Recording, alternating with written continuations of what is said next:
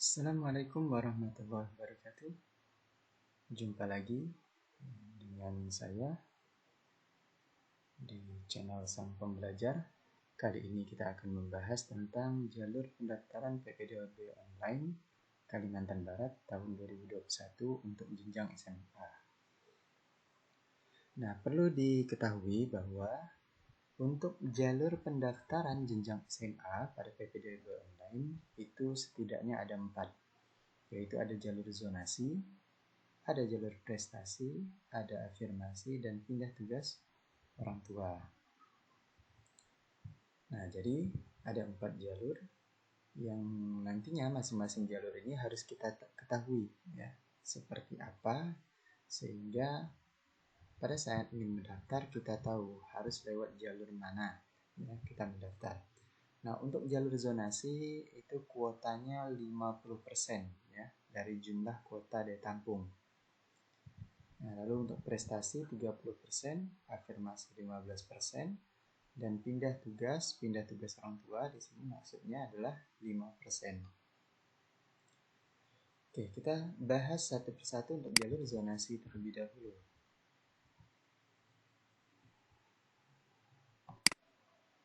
Untuk jalur zonasi, nah ada beberapa hal yang harus diketahui oleh para peserta ketika ingin memilih jalur zonasi. Yang dibutuhkan itu adalah memiliki surat keterangan lulus atau yang dikenal dengan istilah SKL dan kartu keluarga ya. Jadi harus punya surat keterangan lulus atau kartu keluarga. Nah, surat keterangan lulus ini juga harus dipahami. Surat keterangan lulus ini pengganti ijazah bagi siswa lulusan tahun 2021. Karena tentu ijazahnya belum keluar. Nah, sementara kalau yang sudah lulus di tahun sebelum 2021, artinya di tahun 2020 atau ke belakangnya, tentu sudah punya ijazah. Maka yang seperti ini menggunakan ijazah. Ya, jadi ijazah dan kartu keluarga. Oke, kita lanjut yang selanjutnya, yaitu KK yang dapat digunakan adalah KK yang diterbitkan paling singkat 1 tahun sebelum tanggal pendaftaran. Nah, untuk kartu keluarga ya, yang harus dipahami di sini, kartu keluarga yang dapat digunakan untuk melakukan pendaftaran PPDB online ini adalah kartu keluarga yang diterbitkan paling singkat 1 tahun sebelum tanggal pendaftaran. Jadi kalau pendaftaran PPDB online Kalimantan Barat tahun 2021 ini pendaftarannya dimulai tanggal 15 Juni 2021, artinya KK itu harus terbit 1 tahun sebelum tanggal 15 Juni 2021. Sehingga bisa kita katakan KK itu harus sebelum tanggal 15 Juni tahun 2020. Jadi kalau sudah tanggal misalnya 18 Juni 2020 atau 19 Juni 2020, nah itu sudah lewat, artinya tidak sampai 1 tahun. Nah, yang seperti itu tidak dapat digunakan. Nah, terkecuali ada beberapa pengecualian ya. Pengecualian ya, misalnya ada tambahan anggota baru ya. Misalnya ibu dari anak yang mendaftarkan sekolah ini ya baru saja melahirkan ya, sehingga menambah anggota baru di dalam keluarga dan membuat kakaknya itu ya otomatis tanggal terbitnya menjadi lebih mudah lagi kan. Nah, untuk kasus yang seperti ini ya, kakaknya tidak ada masalah, artinya karena tidak mengubah alamat, maka bisa melampirkan fotokopi kakak lama yang disandingkan dengan kakak baru ya. Nah, ini beda kasus ya. Yang seperti ini, nah itu pengecualian ya. Tapi setidaknya secara umum kakak itu harus diterbitkan paling singkat 1 tahun ya sebelum tanggal pendaftaran. Jadi tidak bisa misalnya pas baru pindah ke kota tersebut lalu buat kakak dan kakaknya belum sampai 1 tahun. Nah, yang seperti ini tidak bisa digunakan untuk mendaftar pada PPDB online ini. Lalu yang selanjutnya, kakak yang hilang akibat bencana alam atau bencana sosial dapat diganti dengan surat keterangan domisili atau surat domisili dari desa atau kelurahan dan menyertakan surat keterangan dari kepolisian. Nah, bagi yang kehilangan kakak ya, diakibatkan oleh bencana alam atau bencana sosial, maka yang seperti ini ya apabila kakaknya hilang akibat bencana tersebut, ini dapat diganti dengan surat domisili. Ya, jadi kakaknya boleh diganti dengan surat domisili. Nah, selain mengganti dengan surat domisili yang dikeluarkan oleh desa atau kelurahan, ini juga wajib menyertakan surat keterangan dari kepolisian, ya, yang menerangkan bahwa memang akibat musibah dari bencana tersebut yang menyebabkan kakaknya hilang. Nah, jadi ada surat keterangan dari kepolisian, ya. Nah, itu khusus untuk kakak yang hilang tadi. Nah, lalu yang selanjutnya seleksi berdasarkan jarak tempuh. Nah, untuk jalur zonasi ini seleksinya berdasarkan jarak tempuh dari rumah, dari alamat si peserta didik itu menuju sekolahan yang ingin dituju. Nah, jarak tempuhnya berapa? Itu yang diukur. Nah, jarak alamat rumahnya itu sesuai dengan yang tertera di KK. Ya, jadi sesuai dengan yang tertera di KK. Atau kalau yang kakaknya hilang tadi karena bencana alam tadi menggunakan surat domisili, maka sesuai dengan alamat yang tertera di situ. Jadi sesuai dengan alamat yang sebenarnya. Maka dasar seleksinya berdasarkan jarak tempuh. Nah, yang perlu diingat jangan sampai ada manipulasi data, ya, sebab ketika adanya manipulasi data ini bisa menyebabkan kita dieliminasi, ya. Jadi bisa menyebabkan kita dieliminasi. Ya, maka berikan data sesuai dengan faktanya, ya. Jadi berikan data yang akurat, ya, yang sesuai dengan kenyataan yang sebenarnya. Oke, itu untuk jalur zonasi. Lalu untuk jalur prestasi. Prestasi ini sebanyak 30%, ya. Kuota dari daya tampung itu 30% yang akan diterima melalui jalur prestasi. Oke, kita lihat jalur prestasi. Nah, untuk jalur prestasi ini ada prestasi rapor, ya. Kalau untuk prestasi rapor, ya, memiliki surat keterangan lulus, ya. Tadi ya sudah dijelaskan harus surat keterangan lulus, ya, bukan surat keterangan hasil ujian. Beda surat keterangan lulus dan surat keterangan hasil ujian. Ya. Nah, kalau surat keterangan lulus ya judulnya di atas surat keterangan lulus, gitu ya. Nah, terkait surat keterangan lulus, insya Allah nanti di akhir akan saya jelaskan sendiri, ya, tentang surat keterangan lulus. Nah, jadi untuk rapor memiliki surat keterangan lulus, lalu ada identitas raportnya, ya, dan rapor semester 1 sampai semester 5.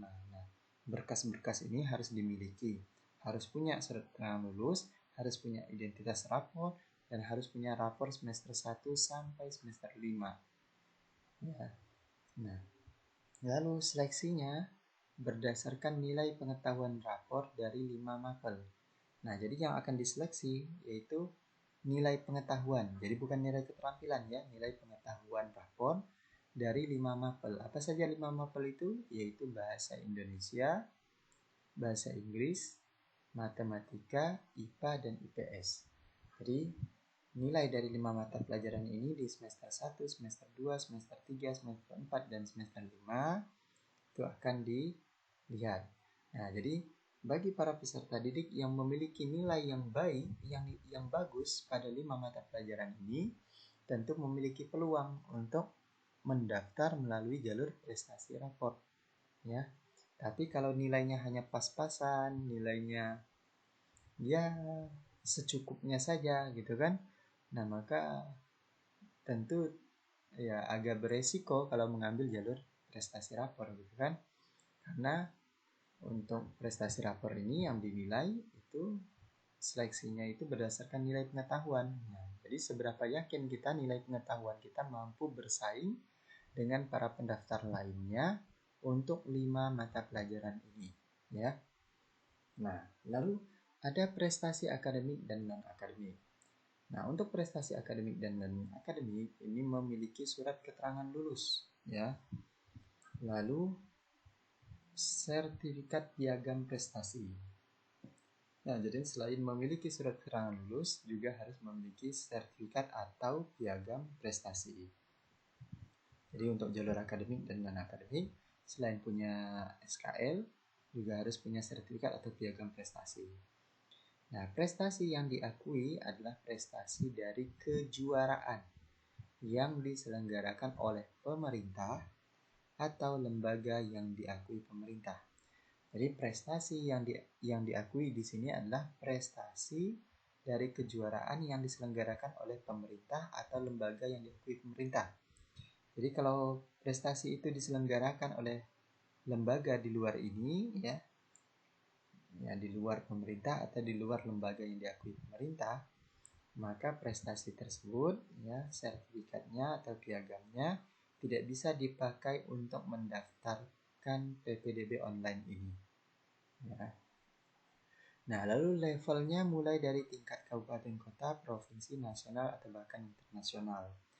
Nah, jadi mulai dari tingkat, ya, kejuaraan itu tingkat kabupaten kota, tingkat provinsi, tingkat nasional, atau tingkat internasional. Jadi kalau kejuaraannya tingkat kecamatan misalnya, nah ini tidak bisa digunakan, ya sertifikatnya, piagamnya tidak bisa digunakan, ya, prestasinya tidak bisa dipakai untuk masuk lewat jalur prestasi akademik dan akademik. Nah, atau misalnya peringkat kelas, ya ada sertifikat, ada piagamnya. Nah ini tidak bisa lewat jalur akademik dan akademik karena di sini levelnya itu harus tingkat kabupaten kota, provinsi, nasional, atau bahkan internasional. Oke, lalu prestasi yang dimaksud di sini adalah prestasi juara 1, juara 2, dan atau juara 3. Nah, jadi prestasi yang dimaksud dengan prestasi di sini yaitu untuk juara 1, juara 2, dan juara 3. Kalau juara harapan 1 itu tidak termasuk. Apalagi juara harapan 2, juara harapan 3 ya. Itu tidak termasuk. Maka yang termasuk di sini adalah prestasi juara 1, juara 2, atau juara 3. Nah, itu yang bisa dipakai untuk mendaftarkan PPDB online ini. Lalu yang selanjutnya, sertifikat yang berlaku untuk pendaftaran PPDB online ini adalah sertifikat yang dikeluarkan paling singkat 6 bulan dan paling lama 3 tahun dari waktu pendaftaran PPDB online ini. Nah, sertifikatnya juga harus dilihat, ya, sertifikat atau piagam prestasi tadi juga harus dilihat. Nah, paling singkatnya 6 bulan, paling lamanya 3 tahun masa berlakunya.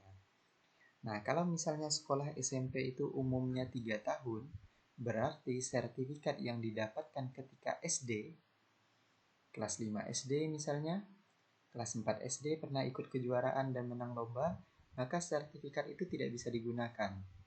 Kenapa tidak bisa digunakan? Karena sudah lebih dari 3 tahun. Nah, dia ini maksimal 3 tahun ya. Paling lama sertifikat itu ya, yang 3 tahun. Nah, atau paling singkatnya 6 bulan dari waktu pendaftaran PPDB online ini. 6 bulan dari waktu pendaftaran. Pendaftaran PPDB online itu mulainya tanggal 15 Juni 2021. 6 bulan sebelum 15 Juni artinya di bulan Desember ya, kalau tidak salah Desember.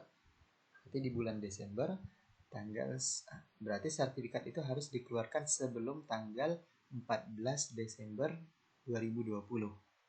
Jadi kalau dia dapat sertifikatnya baru di bulan Januari 2021, bulan Februari 2021, ya Maret, April, Mei 2021, maka ini belum sampai 6 bulan dan sertifikat ini ya berdasarkan Juknis PPDB online 2021 Kalimantan Barat, sertifikat ini tidak bisa digunakan untuk mendaftar PPDB online ini ya. Maka dia setidaknya harus sebelum tanggal 15 Desember 2020 atau paling lama ya 3 tahun itu artinya sebelum tanggal 15 Juni 2018 ya. Nah, jadi bukan sebelum, setelah ya, sertifikat itu setelah tanggal 15 Juni 2018. Jadi artinya 20 Juni 2018, Juli 2018 ya, Agustus, September, Oktober, November 2018 itu semuanya bisa digunakan. Tapi kalau misalnya dia Januari 2018 sudah tidak bisa. Kenapa? Sudah lebih dari 3 tahun. Jadi sudah lebih dari 3 tahun. Oke, lalu seleksinya berdasarkan jumlah poin atau bobot prestasi. Nah, jadi nanti prestasinya itu akan ada bobotnya, akan ada poinnya. Nanti akan dihitung berdasarkan poinnya tersebut ya. Nah, ini untuk jalur prestasi. Nah, selanjutnya ada jalur afirmasi. Afirmasi ini daya tampungnya adalah 15% dari kuota daya tampung sekolah ya. Kita lihat untuk afirmasi. Nah, untuk afirmasi ya, hal-hal yang harus atau syarat-syarat yang harus dimiliki ya, berkas yang harus dimiliki yaitu surat keterangan lulus atau SKL tadi, lalu ada KK kartu keluarga, lalu ada salah satu dari 3 kartu ini, ada kartu Indonesia Pintar, ada kartu keluarga sejahtera atau program keluarga harapan. Setidaknya ada salah satu dari kartu ini. Nah, jadi surat keterangan lulus, KK, dan salah satu dari 3 ini ya harus punya. Nah, jadi harus punya kartunya ya. Jadi untuk jalur afirmasi ini memang diperuntukkan bagi siswa yang kurang mampu, tapi dibuktikan dengan kartu ya. Jadi kalau tidak punya kartu tidak bisa, walaupun memang kurang mampu. Nah, ini tetap harus pakai kartu, ada kartunya. Nah, ada juga fenomena atau kondisi dia penerima program KIP kan, peserta didik ini penerima program KIP tapi tidak punya kartu. Nah, ini juga tidak bisa juga, karena saat melakukan pendaftaran itu harus upload kartunya. Jadi kartunya itu harus diupload. Nah, kalau tidak punya kartu tentu tidak bisa mengupload. Nah, oke, lalu yang selanjutnya seleksi berdasarkan kartu KIP, KS, PKH. Nah, seleksinya berdasarkan kartu tersebut ya, dari kartu-kartu itu nanti akan ada penilaiannya. Dan bukan cuma kartu ya, berdasarkan pengukuran jarak tempuh. Nah, ini hampir mirip dengan jalur zonasi yang memperhitungkan jarak tempuh dari rumah ke sekolah tujuan. Ya, itu diperhitungkan berapa jaraknya dan itu menjadi dasar seleksi ya. Jadi selain kartu tadi, itu jarak tempuh ya. Nah, lalu bagi penyandang disabilitas wajib menyertakan surat keterangan disabilitas dari rumah sakit. Jadi bagi peserta yang mungkin ya termasuk kategori disabilitas, maka wajib menyertakan surat keterangan dari rumah sakit. Nah, ini secara kuota disabilitas itu masuk di afirmasi. Kuotanya itu sebesar 2% ya. Disabilitas 2%. Nah, namun pada waktu pendaftaran PPDB online nanti, pada saat melakukan pendaftaran, disabilitas ini ada jalur pilihan terpisah dari afirmasi. Jadi kalau memang para peserta didiknya adalah termasuk kategori ini tadi yang disabilitas, maka jangan klik afirmasi nanti, yaitu kliknya disabilitas ya, karena di situ ada 2 pilihan. Jadi di dalam aplikasi PPDB online ini afirmasi dan disabilitas itu terpisah. Namun di dalam kuotanya ini satu kuota ya, yaitu sebesar tadi 15%. Jadi 15% itu di dalamnya sudah ada disabilitas yang 2%. Jadi ini disaring dari Juknis PPDB Online 2021 Kalimantan Barat ya. Oke, itu untuk jalur afirmasi. Sekarang jalur pindah tugas orang tua. Ini sebesar 5% yang akan diterima. Nah, untuk jalur pindah tugas orang tua, hal-hal yang harus dimiliki yaitu surat keterangan lulus. Ya, surat keterangan lulus dan surat pindah tugas orang tua dari instansi tersebut. Jadi surat keterangan lulus harus punya, ya, ini sudah pasti punya lah ya. Surat keterangan lulus dan surat pindah tugas orang tua. Nah, untuk jalur pindah tugas, surat pindah tugas orang tua dari instansi tersebut tempat bekerja. Surat pindah tugas yang dapat digunakan untuk pendaftaran PPDB online ini adalah surat pindah tugas yang kurang dari 3 tahun dari pendaftaran PPDB online 2021. Nah, artinya begini yang dimaksud dengan pindah tugas. Mungkin orang tuanya ini ya sebelumnya bertugas di kabupaten lain, ya, tiba-tiba dipindahkan di kabupaten tempat siswa ini ingin mendaftar, gitu kan. Ya, saya ambil contoh misalnya sebelumnya orang tuanya tugasnya di Pontianak, gitu kan. Nah, akhirnya tiba-tiba dipindahkan di Sintang. Pas di tahun ini juga anaknya ingin masuk sekolah, maka bisa lewat jalur pindah tugas. Ya, dengan catatan pindah tugasnya itu belum sampai 3 tahun. Kalau sudah sampai 3 tahun, maka surat pindah tugas itu tidak bisa digunakan, ya, tidak berlaku di sini. Jadi misalnya saat SMP, kelas 2 SMP, orang tuanya pindah sehingga apa? Nah, ini kan kalau dihitung belum sampai 3 tahun kalau masih SMP kan. SMP umumnya 3 tahun. Tapi kalau pindah tugasnya sejak dari SD, nah ini tentu sudah lebih dari 3 tahun karena SMP saja sudah 3 tahun belajarnya, gitu kan. Nah, ini pasti sudah lebih dari 3 tahun. Nah, oleh sebab itu, kalau pindahnya dari SD, surat pindah itu tidak bisa digunakan. Tapi kalau pindahnya misalnya pas masih SMP, ya yang jelas hitungannya sebelum 3 tahun ya. Jadi sebelum 3 tahun, maka bisa digunakan untuk mendaftar lewat jalur pindah tugas orang tua. Nah, ini seleksi berdasarkan, nah ini kalimatnya tidak sempurna ya. Seleksi berdasarkan surat pindah tugas ya. Jadi seleksi berdasarkan surat pindah tugas dari orang tua tadi ya. Ya, ini untuk jalur pindah tugas. Nah, jadi perlu diketahui oleh para peserta didik sekalian bahwa untuk pendaftaran ini bukan hanya jalurnya satu jalur zonasi saja, tapi ada banyak jalur, ada zonasi, ada prestasi, afirmasi, pindah tugas. Nah, setelah di beberapa hal yang disampaikan tadi, intinya dari 4 jalur ini semuanya mensyaratkan harus memiliki surat keterangan lulus atau ijazah. Kalau ijazah itu bagi yang lulusan tahun 2020 atau sebelumnya pasti sudah punya ijazah. Maka disyaratkan untuk ijazah itu sebagai syarat pendaftaran. Tapi kalau yang lulusan tahun 2021 tentu belum memiliki ijazah. Maka pengganti dari ijazah adalah surat keterangan lulus. Ingat, surat keterangan lulus berbeda dengan surat keterangan hasil ujian. Kalau surat keterangan hasil ujian hanya menerangkan bahwa kalian sudah ikut ujian. Tapi kalau surat keterangan lulus itu menerangkan bahwa kalian memang sudah lulus. Maka dikasih surat keterangan lulus, kan? Itulah yang disebutkan tadi bahwa surat keterangan lulus itu pengganti ijazah. Orang yang menerima ijazah pasti sudah lulus, gitu kan? Sudah lulus SMP.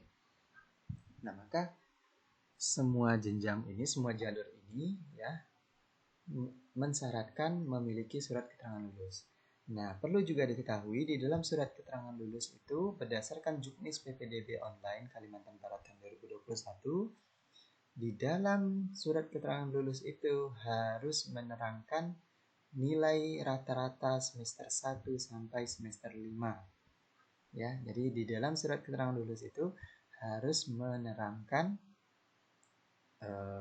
nilai semester rata-rata nilai semester 1 sampai semester 5. Nah, itu kaitannya tentang surat keterangan lulus. Dan mungkin inilah yang bisa saya sampaikan terkait jalur pendaftaran PPDB Online Kalimantan Barat tahun 2021 untuk jenjang SMA. Semoga apa yang disampaikan ini memberikan pencerahan sehingga nanti punya gambaran ingin masuk lewat jalur apa. Karena kalau kita sudah masuk pada pendaftaran ya, ketika kita sudah pilih jalur itu tidak bisa dirubah. Pengalaman dari tahun-tahun sebelumnya, banyak siswa yang gagal sebelum seleksi. Gagal sebelum seleksi artinya apa? Mereka salah milih jalur, ketika diminta untuk mengupload berkas-berkas yang disebutkan tadi tidak punya berkasnya. sehingga tidak bisa meneruskan proses pendaftarannya, menyebabkan gugur, tidak bisa ikut pendaftaran PPDB online. Nah, harapannya dengan penjelasan ini mungkin bisa sedikit membantu para peserta didik sekalian untuk bisa memilih jalur pendaftaran. Apa kira-kira jalur pendaftaran yang bisa digunakan untuk masuk ke jenjang SMA lewat pendaftaran PPDB online Kalimantan Barat tahun 2021 ini. Oke, sekian dari saya. Semoga bermanfaat. Saya akhiri. Assalamualaikum warahmatullahi wabarakatuh.